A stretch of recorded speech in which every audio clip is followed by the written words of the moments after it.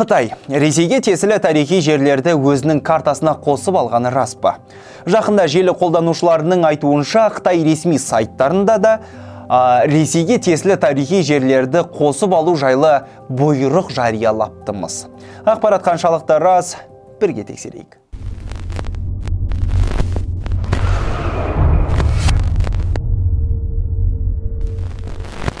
Жалпы бұл ақпараттан манипуляция белгілерін байқауға болады. Біріншіден, желіде тараған сурет мынау. Бұл фото Қытай премьер-министрінің ресми сайтында жарияланбаған, тек қала атаулары қытайша қалай айтылатыны жазылған. Екіншіден, бұл жерде мынаны ескеру керек. Желі қолданушылары айтқандай, ойбай, Қытай Ресейден тарихи жерлерін тартып алып жатыр деген әңгіме емес. Тағы былай түсіндіріп көрейік. Қазақстандықтар Оренбург қаласын Орынбор, Омск қаласын Омбы деп атаған секілді ресми сайтта қалалардың қытайша қалай аталатыны жазылған.